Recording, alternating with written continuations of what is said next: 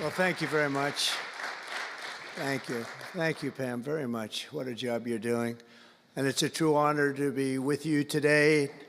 This is a storied hall, if there ever was one. And based on the crowd, I think we broke the all-time record. But as we begin a proud new chapter in the chronicles of American justice, this really is something. We're turning the page on 4 long years of corruption, weaponization, and surrender to violent criminals, and we're restoring fair, equal, and impartial justice under the constitutional rule of law. And you're the people that are doing it. Very, very proud of all of you. Under the Trump administration, the DOJ and the FBI will once again become the premier crime-fighting agencies on the face of the earth. People ask me, what am I going to do about law enforcement all the time? The fake news back there, they're asking me that all the time. What am I going to do? And when are you going to do it? And I answer them by saying I've already done most of it by appointing the people that I've appointed. They're sitting right here. They've done most of it. I don't do it, they do it. Right, Pam? I think, oh, you are so tough, they just don't know yet. Let me begin by congratulating the incredible people who will lead these historic reforms. And we start with somebody that you just saw, Pam Bondi. She's extraordinary, and I've known her very well for a long time.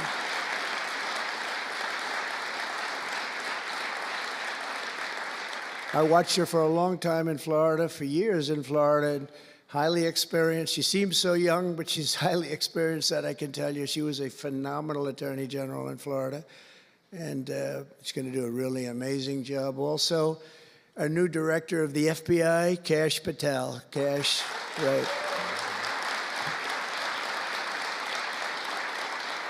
A man that I'm very proud of. I've known him and Emil for a long time under tremendous pressure. I saw these guys under some of the most corrupt judges. It's not even imaginable how corrupt they were. And these guys never wilted. They were not shy. They fought. They weren't afraid. And they were brilliant. Deputy Attorney General Todd Blanche and Principal Associate Deputy Attorney Emil Beauvais. And thank you both very much. Right. Great people. They're great people. The Chief of Staff, who's so highly respected, Chad Mizell. Thank you, Chad. Chad? Yeah. Thank you, Chad. Our next administrator of the DEA, Terry Cole. Terry? Thank you, Terry. Good luck. Going to do great. Senior counsel to the Assistant Attorney General for Civil Rights. Boy, I've been watching him on television last couple of weeks. He is really a tough one, and he's a great one. Leo Terrell, you watch how good he's going to be. He's going to be so good. Thank you, Leo. Great guy. Assistant Attorney General of the Antitrust Division, who's got an incredible reputation. She'll do very, very well. Gail Slater. Thank you, Gail. Good luck. Great job. Now, we're joined by many, many great friends and terrific friends, and I won't be able to, too many to name, but some that I just see very quickly. General Flynn, thank you for being here. Here's a man who went through hell, by the way, and he shouldn't have. He's a patriot. He went through hell. We're also pleased to be joined by Senator Chuck Grassley and House Majority Whip. Where's Chuck? Hi, Chuck. House Majority Whip Tom Emmer. Tom, great job you're doing. Representative Guy Reschenthaler, one of the toughest names to say, but I got it perfectly, I think. And State Attorney General Ken Paxton, thank you very much. Thank you very much. Somebody who was with us early on, and she's really become a big star and very popular, Brenna Bird. Thank you, Brenna. Thank you very much. Steve Marshall, Alan Wilson, James Othermeyer, Chris Carr, Dave Sunday, Marty Jackley, as well as White House Deputy Chief of Staff, Stephen Miller. What a man Stephen is. Become a big star. Right, Emil? Steve Miller. Steve has been something very special. For generations, the Federal Department of Justice was one of America's most revered institutions. The men and women of the DOJ brought down the mafia, hunted down the killers, kingpins, and spies, tracked down terrorists and traitors, and tore down corrupt political machines all across America. This department commanded the respect and admiration of the entire world.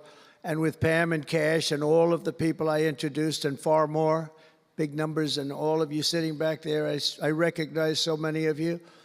But with you leading the way, it'll soon be the most admired and most respected of all. You're going to be more respected, and I really believe that there's also a lot of things to solve, a lot of problems to solve. But that's going to put you in the upper tier and maybe the top tier, and I believe that's going to happen. I'm so proud of the people in this room. But first, we must be honest about the lies and abuses that have occurred within these walls. Unfortunately, in recent years, a corrupt group of hacks and radicals within the ranks of the American government obliterated the trust and goodwill built up over generations. They weaponized the vast powers of our intelligence and law enforcement agencies to try and thwart the will of the American people. You remember the 51 intelligence agents that said, as an example, that Hunter Biden's laptop from hell came from Russia, when they knew it came right from his bedroom. They knew that. It was a big lie, and they knew it so well. They spied on my campaign, launched one hoax and disinformation operation after another, broke the law on a colossal scale, persecuted my family, staff, and supporters, raided my home, Mar-a-Lago, and did everything within their power to prevent me from becoming the President of the United States. With the help of radicals like Mark Elias, Mark Pomerantz, and these are people that nobody's ever seen anything like it. So many others, but these are people that are bad people, really bad people. They tried to turn America into a corrupt, communist, and third world country. But in the end, the thugs failed and the truth won. Freedom won, justice won, democracy won, and above all, the American people won. There could be no more heinous betrayal of American values than to use the law to terrorize the innocent and reward the wicked. And that's what they were doing at a level that's never been seen before.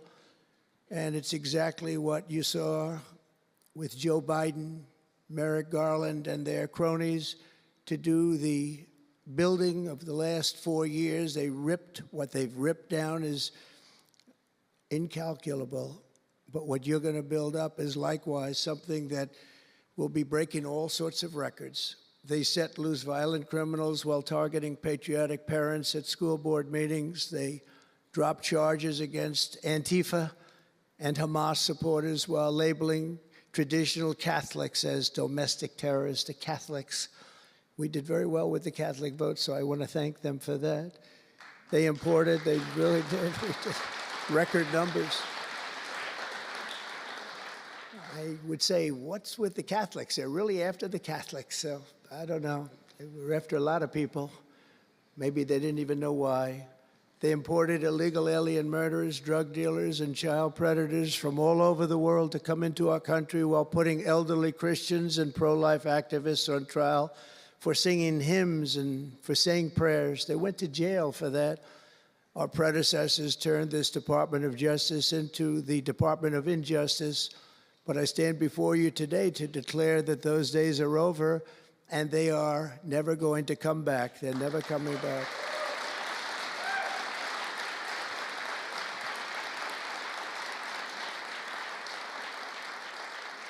So now, as the chief law enforcement officer in our country, I will insist upon and demand full and complete accountability for the wrongs and abuses that have occurred.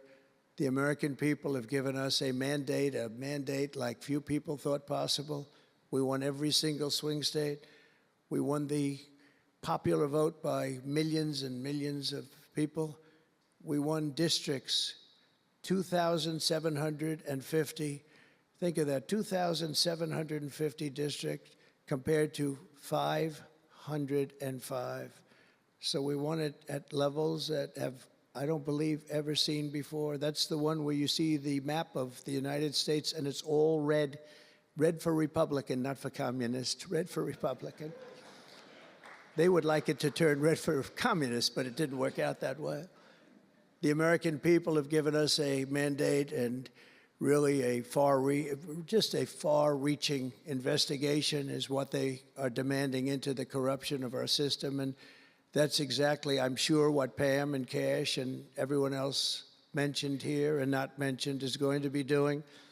We will expel the rogue actors and corrupt forces from our government. We will expose and very much expose their egregious crimes and severe misconduct, of which was levels you've never seen anything like it.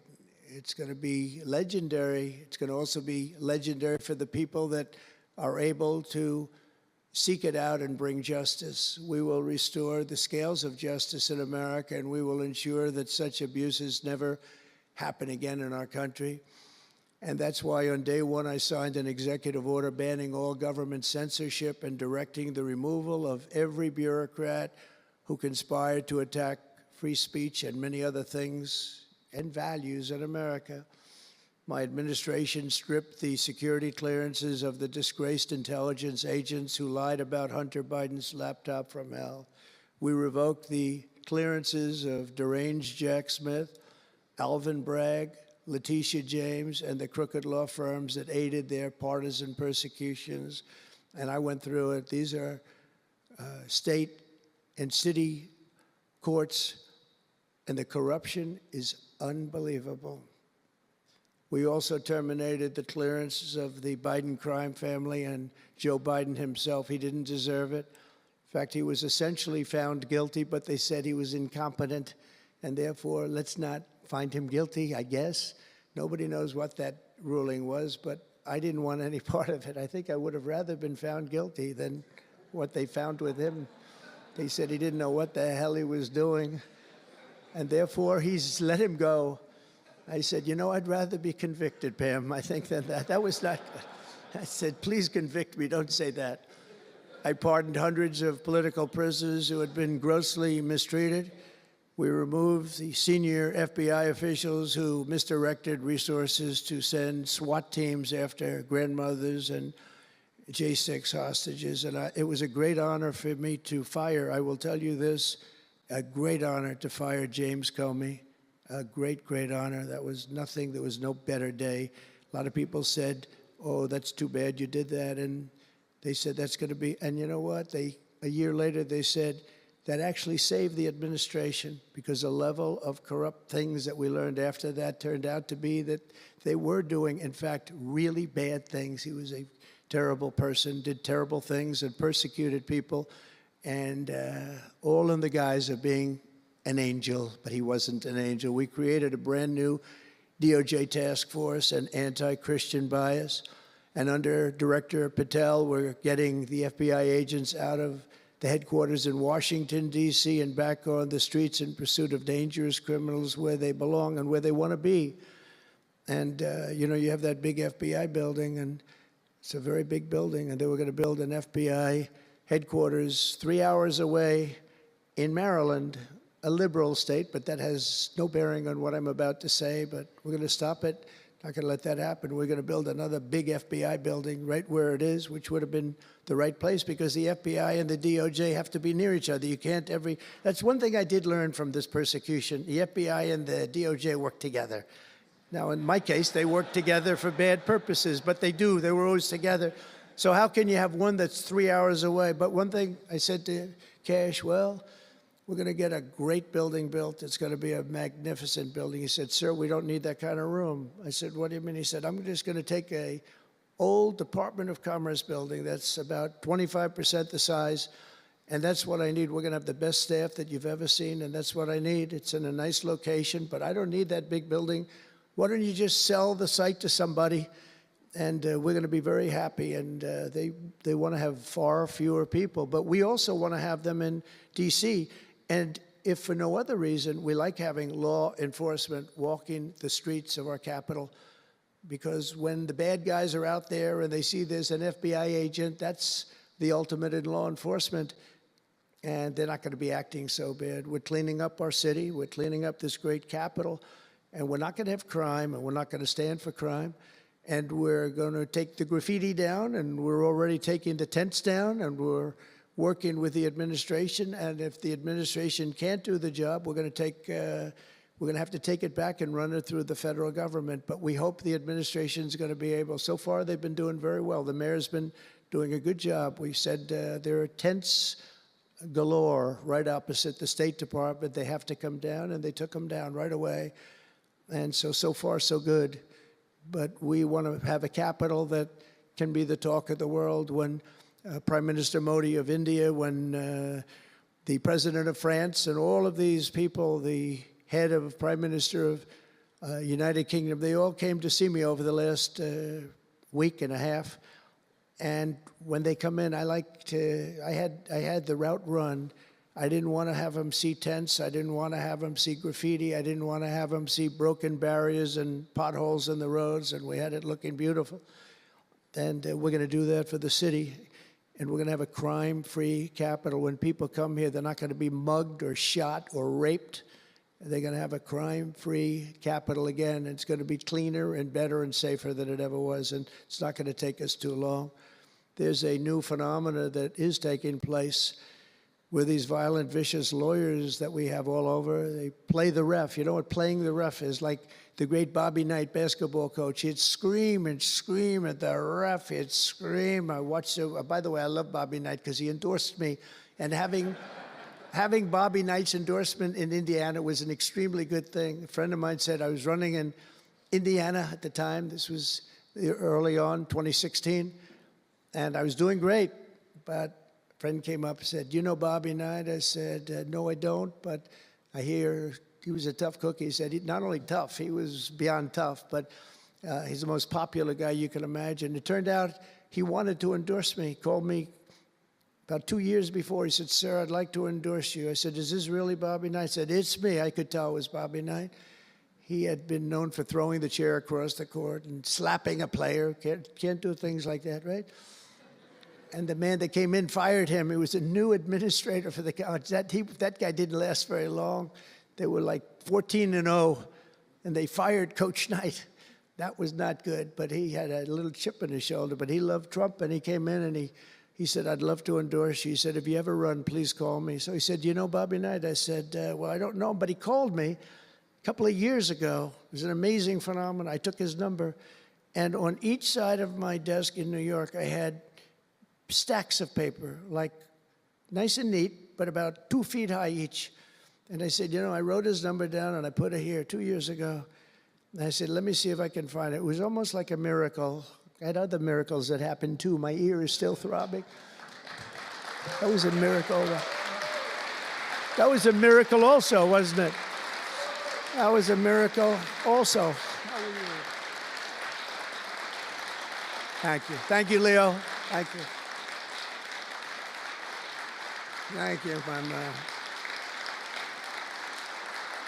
That was a miracle. Anyway, okay, that's it. That's very nice, thank you. But, so he said, Bobby Knight. So I said, I put his name down and I wrote it down. It's in one of these stacks. I lifted up. There would have to be 2,000 to 3,000 pages in each stack. I lifted it up, the first one, had no idea. And there was his name on a little card, Bobby Knight with his number. It was like incredible. I tell that story all the time. And I called him and dialed a number. He said, I've been waiting for you to call.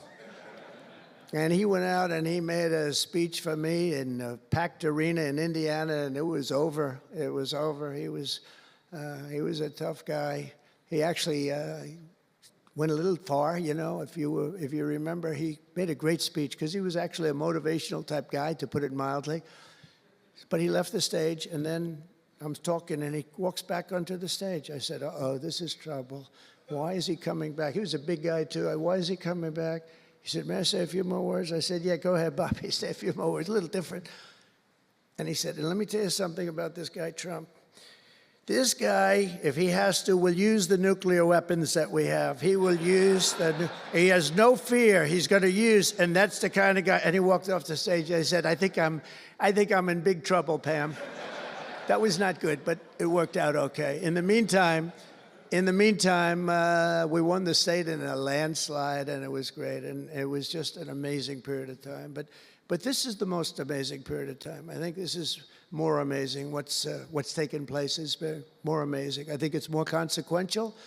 And if we do the job, you know, one of the big media outlets said what we did was the most consequential election in the last 129 years. Well, if we do the job that we're all capable of doing, I think it's going to prove to be that and then some. And that's what we want to do. We have a real big shot at making this country so great, so great. What happened to our country was so sad. What they've done in 4 years to our country with the borders, with Afghanistan, the most embarrassing period of time, allowing the Russian situation, was never going to happen, with Ukraine, allowing October 7th to happen, would have never happened, because under me, Iran was totally broke. They had no money. They weren't giving any money to Hamas or Hezbollah. It was totally broke. But allowing inflation, look at what inflation's done to people, been so devastating. And now you see that, by the way, price of eggs is down 35% in the last week and a half. We're doing a good job. Brooke is doing a good job. Brooke Rollins and everybody. And inflation's down, interest rates are down, gasoline has come down to a level that we haven't seen in a long time. All things that we wanted to do, because then everything else is going to be coming down. We want it to come down. We want bacon to come down, and groceries, a term I used to use. It's sort of an old-fashioned term, but I used to use it on the campaign trail, those last 90 perfect, beautiful days. We just hit it. And I want to thank Susie. You have done a great job. Susie Wiles. Great job, Susie. A big magazine just named her the most powerful woman in the world, and that's okay with me. She is the most powerful woman. You think about it, John, right? The most powerful woman in the world, but she's great. And we had a great 90 days. It was a perfect 90 days, and it was a great result, but we want to put that result to good use by doing a phenomenal job. And I want to tell you that Todd and Emil know this very well. We had an amazing judge in Florida, and her name is Eileen Cannon, and I didn't know her. I still don't know her. I don't believe I ever spoke to her, even during the trial, but I did appoint her, federal judge, and these fake lawyers, these horrible human beings, were hitting her so hard, public relations-wise. They were playing the ref. I don't think it's legal. I don't think it's legal. They might as well go out and just shout it in a courthouse. They were saying she was slow, she wasn't smart, she was totally biased, she loved Trump. I didn't know her, other than I saw her the couple of days that I was in court, and I thought her decorum was amazing. Anything bad they could say, though, they were saying about her, it was whatever they could say bad about a human being, all made up. Because actually she was brilliant, she moved quickly. She was the absolute model of what a judge should be. And she was strong and tough. And how do you get them to stop if you're a judge? How do you get them to stop with the playing the ref? Bobby Knight would play the ref. That's why I brought up the Bobby Knight story. He would play the ref. He'd scream at the ref. He'd scream so hard. Oh, boy, it was terrible, actually. And the people would come up, his assistant coaches would come up to the place. Coach, don't do that. Don't do it. He said, he's not going to change his tune, coach. He called it. He's not changing. I don't care. And he's screaming. That's when he threw the chair. He starts going crazy. And he said, no, he's not going to change this time, but he's going to change for the next play. And sure as hell he did. You know, Bobby, by the way, had the last undefeated team in basketball. And relatively speaking, you know, he had a team. He always had a team. He never had that. Well, he had a couple of great players, obviously, some top NBA players, but very few relatively. He had a team, but he won the national championship 3 times, but he had the last undefeated team in basketball. And he would play the ref, and he would scream at him. He knew exactly what he was doing. They're doing the same thing. He said, no, he's not going to change now, but he's going to change for the next one. That's what he wanted to do. He wanted to scare the hell. They wanted to scare the hell out of the judges, and they do it. And how do you stop it if you're a judge? Because you want to go home, you have a family, you have children, and the New York Times will write whatever these people say, and the Washington Post, and the Wall Street Journal, and MSDNC, and the fake news CNN, and ABC, CBS, and NBC, and they'll write whatever they say. And what do you do to get rid of it? You convict Trump. All you have to do is be really tough on him and ultimately convict him, and they leave you alone. It's totally illegal what they do. I just hope you can all watch for it, but it's totally illegal. And it was so unfair what they were doing to her. But they do it all the time with judges. But in her case, she was very courageous, and it only made her angry. Wouldn't you say? It just made her angry. She didn't like it. A lot of them say, oh, please don't say that about me. My family, what's my husband going to say? What's my wife going to say, or my kids? Please don't say that. And it had absolutely no impact on her. And the case against me, which was a case, I will not use a bad word. I promised my wife I would never use a bad word, so just a little bad. The case against me was bullshit. And she correctly dismissed it. She correctly, look at Emil, he's looking, he said, that's interesting. But these two guys were warriors. You got a warrior here. You got two warriors, I can tell you that. You got a whole bunch of them. But, and they wouldn't quit. They wouldn't take no for an answer. They just wouldn't quit. These two people right up here, and some others that are involved with it indirectly. And what the lawyers do is they're doing it to the Supreme Court justices, hoping that they'll be overcome by the horrible things they say about them. They say things about Supreme Court justices and judges that are just horrible. They're playing the ref. Remember the way they treated Justice Thomas and Justice Alito and Justice Kavanaugh, Justice Gorsuch. Chief Justice Roberts get treated unbelievably badly, and they're hoping that they can sway them to go along because, again, what do? They're humans. You know, like it would be wonderful if everybody was just a perfect computer machine, but they're not. They're humans, and they don't want to be accused of many, many things, including gross incompetence. They don't like it, and they don't want it. There's not much they can do about it. You know, they're in a position they can't really fight back really very well. And so what they do is sometimes they get weak.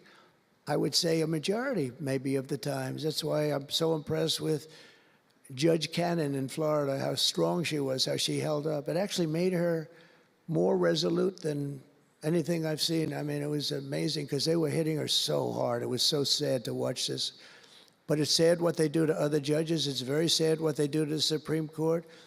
And a lot of the judges that I had, if you look at them, they take tremendous abuse in the New York Times and the Washington Post, all of the different networks. They take such abuse. And honestly, very simply, they're afraid of bad publicity. They don't want bad publicity. And it's truly interference, in my opinion, and it should be illegal, and it probably is illegal in some form.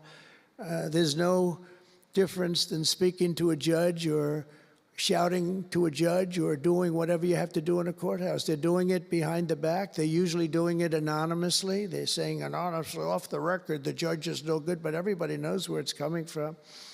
And it's totally coordinated. It's a campaign, and it's by the same scum that you have been dealing with for years, like guys like Andrew Weissman, deranged Jack Smith. There's a guy named Norm Eisen. I don't even know what he looks like. His name is Norm Eisen of Crew. He's been after me for 9 years. Now, Crew is a charitable organization. And the reason I'm saying this, Todd, is I'm only going to get one chance to say this. But these are bad people. I don't know who he is. I don't know what he looks like. But everything I read is Norm Eisen of Crew. And Crew is a charitable organization. And that's a political thing. His sole life is to get Donald Trump. And he's been vicious and violent. and he's trying, and he probably had pretty good success over the years. But with me, how did he do? I think I'm president. Am I here because I'm president?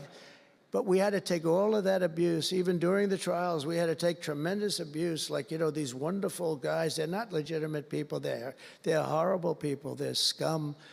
And you have to know that. And you're going to have these cases where you can't allow yourselves to be deflected. You just can't let it happen. You have such a higher calling. And I believe that CNN and MSDNC, who literally write 97.6% bad about me, are political arms of the Democrat Party. And in my opinion, they're really corrupt and they're illegal. What they do is illegal. It makes no difference how big a victory I had. I can have the biggest victory in history. It makes no difference what kind of a failure the other side has. These people are going to go after me. And I said it during the other night, during the big speech on Tuesday night. I said about Democrats, and I don't like that. I have great respect, by the way, for what Schumer did today. He went out and he said that I'm going to have to vote with the Republicans because it's the right thing to do. I couldn't believe what I heard. But, you know, I think he's going to get some credit for it. I think, let's see what happens tonight with the big vote as it comes. But these networks and these newspapers are really no different than a highly paid political operative. And it has to stop. It has to be illegal. It's influencing judges, and it's really changing law, and it just cannot be legal. I don't believe it's legal. And they do it in total coordination with each other. And everything we do, we're restoring law, restoring order, and restoring public safety in America. That's what we want to do. And we're bringing honor and integrity and accountability back to the highest levels of the FBI, DOJ, and throughout our government. We're bringing our country back faster than anyone ever thought possible. We're working so hard at doing it, and we want fairness in the courts. The courts are a big factor. The elections, which were totally rigged, are a big factor. We have to have honest elections. We have to have borders, and we have to have courts and law that's fair. Well, we're not going to have a country. Crooked Joe Biden got us into a real mess with Russia and everything else he did, frankly, but he didn't know about it, and he, generally speaking, signed it with auto pen, so how would he know? That auto pen is a big deal. I don't know, you know, they're having, who's doing this? So when my people come up, Will and all of the people, Steve, they come up and, sir, this is an executive order. They explain it to me, and, you know, 90% of the time I sign it, 99% of the time I say do it. But they come up and I sign it. But you don't use auto pen. It's, number one, it's disrespectful to the office. Number two, maybe it's not even valid because, you know, who's getting him to sign? He had no idea what the hell he was doing. If he did, all of these bad things wouldn't be happening right now. But we're going to get you back into a great position, and we've already started. They say that we had the most successful first month of presidency. Not a long time, but it's still a lot. It's like if you're a golfer, sinking a 3-foot putt on the first hole gives you confidence to sink something on the second hole. But if you miss that first putt, you don't like to have the putt on the second hole and the third hole. It could be a very bad experience. It's nice to get that first month, and now we have more than a month. Now we have a month and a half. And it's going really, really well. I can tell you as a little secret, although the cameras are blazing back there, so it's not that much. But I think we're doing well, as you have been hearing about Ukraine. I think we're doing now well with Russia. We're speaking with President Putin. We want to get the war over. Not only have we spent maybe $350 billion to Europe's, think of that, $350 billion to $100 billion, and yet we're across the ocean far away, so it shouldn't have been that way, but Biden let that happen too. And we're getting a deal where we're going to get that back, but much more importantly are the lives that we're talking about. On average, 2,000 young people are being killed every single day. Now, they're not from here. They're from nowhere close to here, but they're young people. They're human beings, and they have parents. They have sisters and brothers, the mothers and fathers, the friends and the families and the towns where they grew up. And they're losing, on average, 2,000, even 2,500 a week. and I want to get it stopped. And we've had some very good calls today with Russia and with Ukraine. They've agreed for a ceasefire if we can get it with Russia, and it's not easy. It's a tough one, but I think we're doing it. And as the Secretary General said yesterday of NATO, a terrific guy, he said without Trump, we wouldn't be talking about it. It would just go on for years, and millions of people have been killed, but millions more people would be killed. And he said it was a great honor. Without me, it would just keep going on. We're looking for the ceasefire now with Russia, and we've had some very good talks about it. We've had some very good responses. And I can tell you that there was a case where there would have been no war if I were president, and it's just 100% would not have happened, would never have happened. I used to speak to President Putin a lot about it. I said, don't do it. Don't do it. I won't tell you what the consequence was. I won't tell you what he said. But if he believed even 5% of what I said, then he would say, I'm not going to do it. And I think he did. But we had a good relationship, and we had a professional relationship, and his respect for this country. And I think we've had some very good results. So, you know, I haven't been able to say that to anybody else. I haven't wanted to say it until just before I came here. I got some pretty good news. So, but we have to see what happens. It's still a long way to go. The fighting is unbelievable. Russia has a large group of Ukrainian soldiers, as we speak, surrounded and in grave danger. They've been able to surround them. They're in grave danger. Biden should have never let this war happen. First of all, you don't want to pick on somebody that's a lot larger than you, even with the money. There's a lot of money that we gave them and a lot of equipment. We make the best military equipment in the world, but even with all of that, it's unbelievable. Right now, you have a lot of Ukrainian soldiers that are encircled and in grave danger, and I've asked them not to kill those soldiers, please, not to kill those soldiers. We don't want them killed. It's such a shame to see what's happened. A thing like that would have never happened. Inflation would have never happened. October 7th would have never happened. Israel, Iran had no money. They were totally broke. Think of it. They had no money to give to anybody. They were totally broke. And within a short period of time, as soon as Biden came in, he took out all the sanctions. In China and everybody else that wasn't buying oil from Iran was buying it at levels that they never spent before. And it was a sad thing. And if you look at Afghanistan, that was probably what got Putin started, because when he looked at how horribly we looked, I think the most embarrassing day, not that we got out because we were getting out, I would have been out faster than them. I was the one that got it down to the right level. But we would have kept Bagram, the big Air Force base. We would have kept it. Right now, China occupies Bagram. And the reason we would have kept it is because they were 1 hour away from where China has and builds its nuclear missiles and weapons. And they gave that up.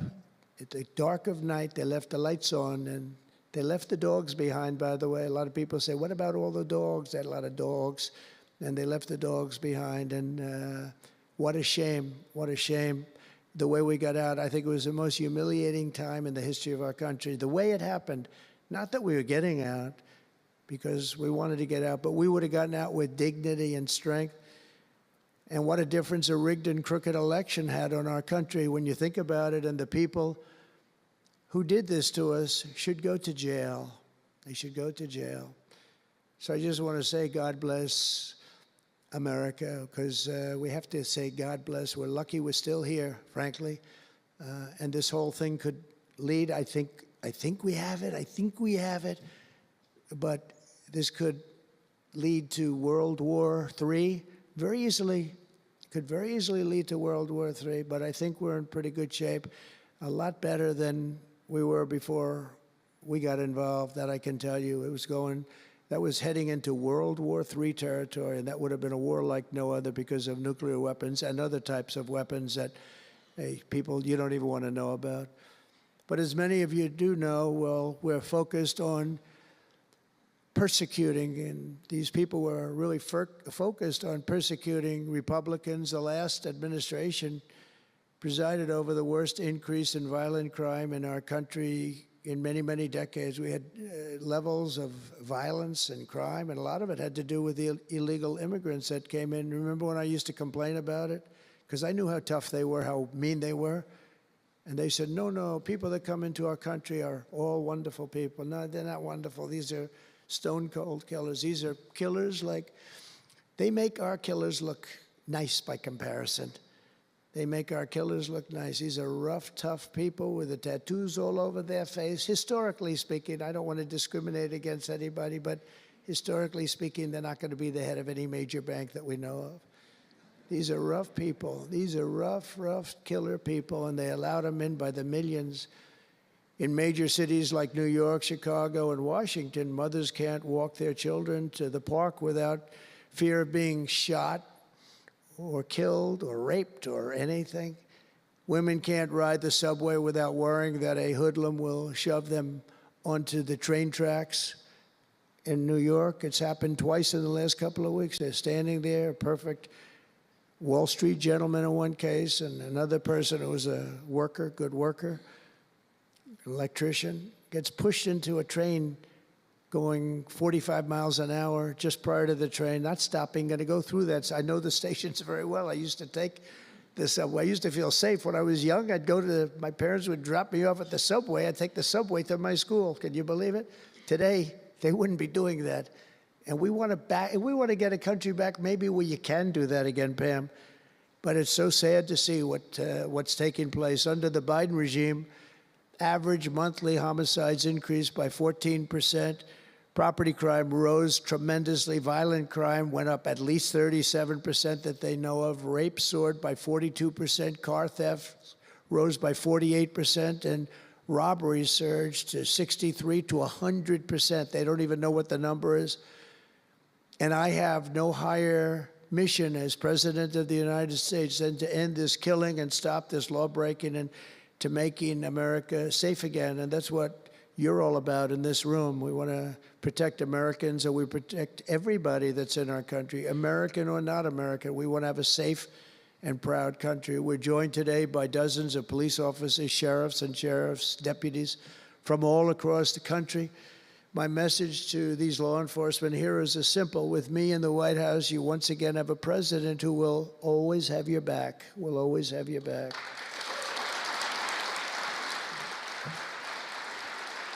Thank you, fellas.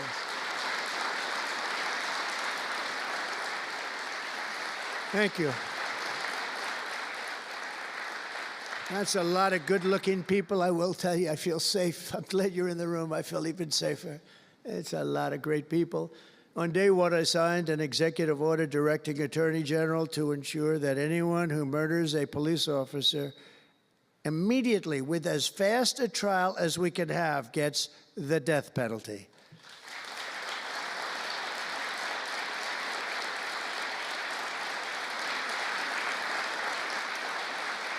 And last month, I fired all the radical left pro-crime U.S. attorneys appointed by Joe Biden. There were so many that were bad. And I know there were some that were probably very good, but there were so many that were so bad and so evil, so corrupt. Instead of having Marxist prosecutors who want to put police officers in handcuffs and go after a police officer rather than a criminal, I appointed patriotic, tough-on-crime warriors who will partner with police to put dangerous offenders behind bars, put them in jail.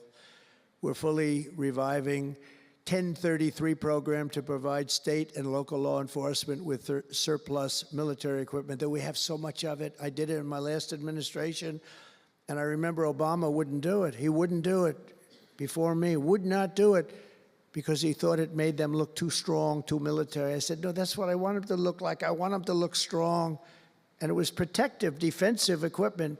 We had billions of dollars. I gave it out, and now I'm going to have a chance to give it out again. They didn't want to do it with Biden, and Biden didn't know why. I didn't, if they would have asked him, he wouldn't have been able to answer the question. He could never answer a question. They said my press conference yesterday was longer than all of Biden's press conferences put together for the last 4 years. And I don't know if that's true, but it was close.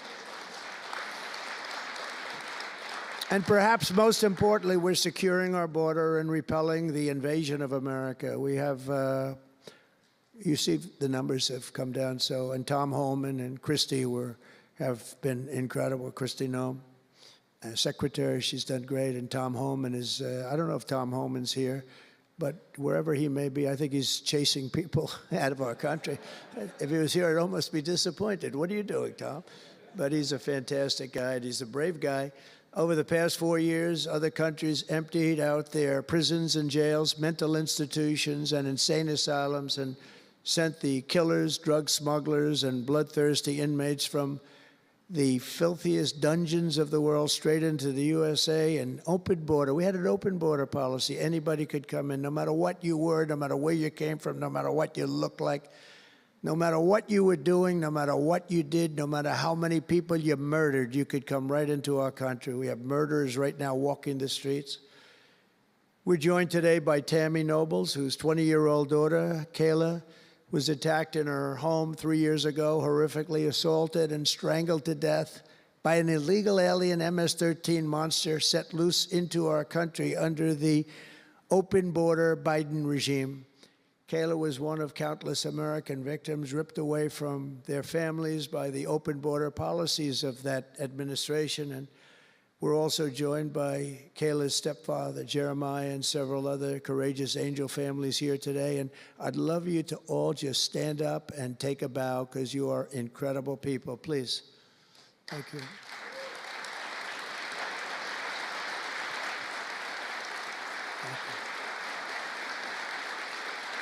Thank you.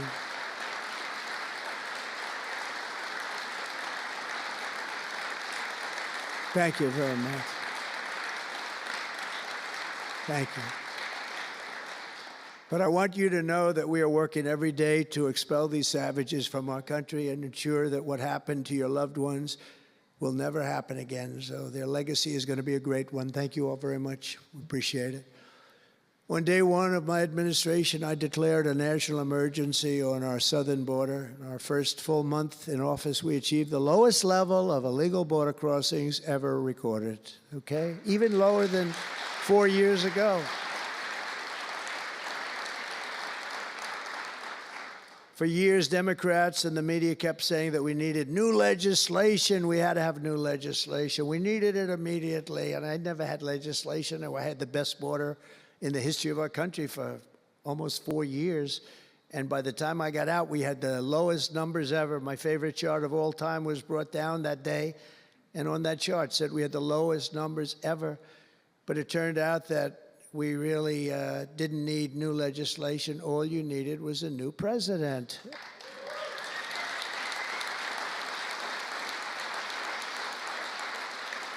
And I said that the other night.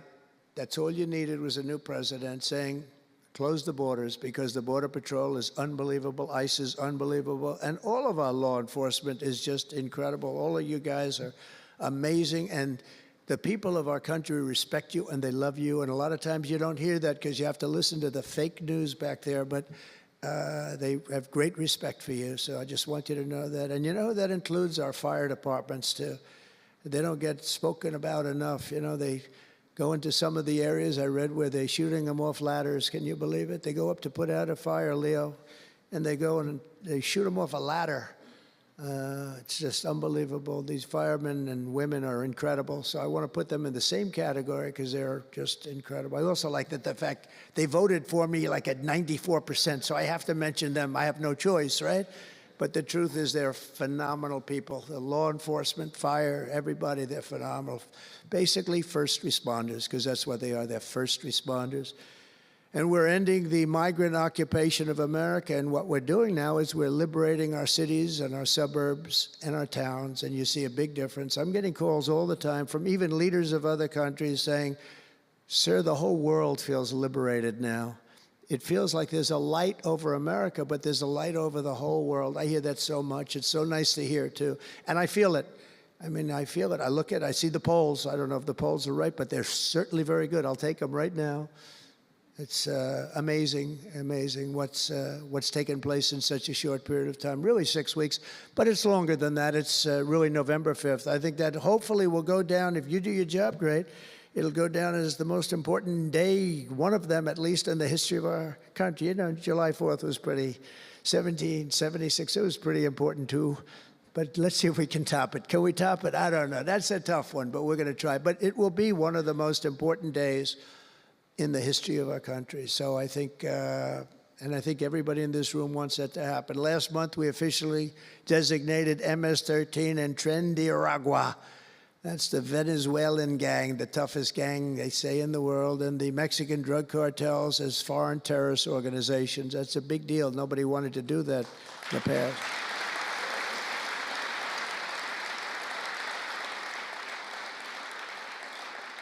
And by the way, we've caught hundreds of them, the Venezuelan gang, which is as bad as it gets. And you'll be reading a lot of stories tomorrow about what we've done with them. And you'll be very impressed, and you'll feel a lot safer, too, because they are a vicious group. They went into Colorado. They took over areas of Colorado. They sort of were like me. They were in the real estate business, but they didn't go out and get financing. They just took over a building and kept it.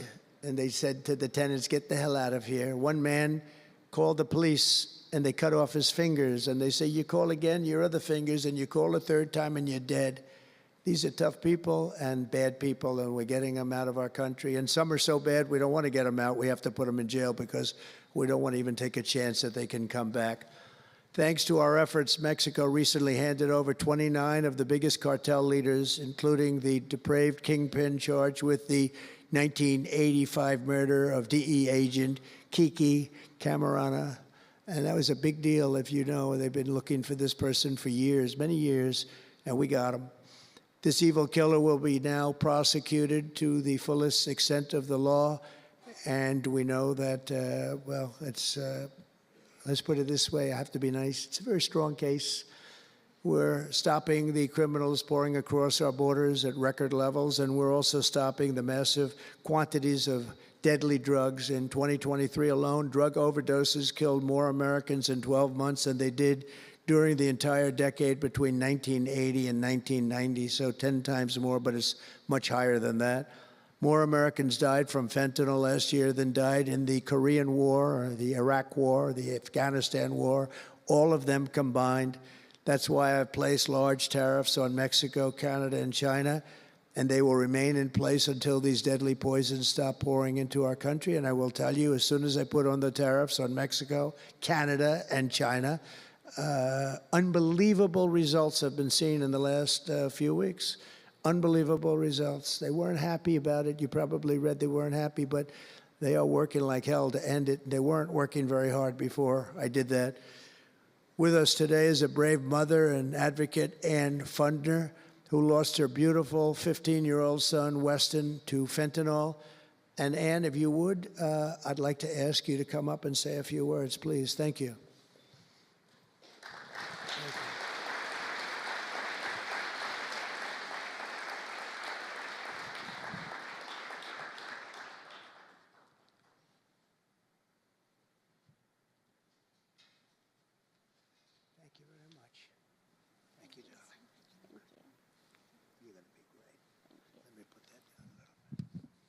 Thank you. Well, first I want to say thank you. I think this is the biggest honor of my entire life, being on stage with President Trump. But I want to tell you a little bit about my son, Weston, who absolutely loved President Trump. He had a beautiful Trump 2020 flag hanging in his bedroom, and he had it on the beach one day, and we took a picture, and it became our 2020 Christmas card with the most perfect slogan for President Trump, peace on earth. But what happened in the next 4 years would be devastational to our country and our safety of our children. And in 2022, Weston lost his life, a freshman in high school at the age of 15, from a single pill that took his life. The cartels were allowed to operate on American soil and took hundreds of thousands of American lives. And so we knew there was only one person that could save us from the devastation on our American soil, and that was President Trump.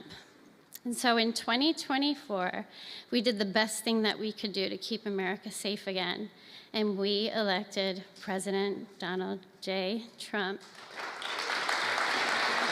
Thank you. Thank you. Thank you.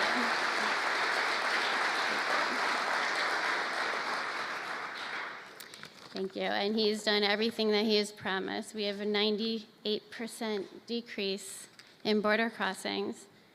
And he has labeled the terrorist cartels terrorist organizations. And he has instilled tariffs because there is no price on human life. And so I feel like I can speak for the entire fentanyl fighting community when I say thank you to President Trump, and thank you to Pam Bondi and everyone out here who is fighting this fight. God bless you. God bless you, President Trump. And God bless America. Thank you. He's up watching you. He's up there watching you. And he's so proud of Mom.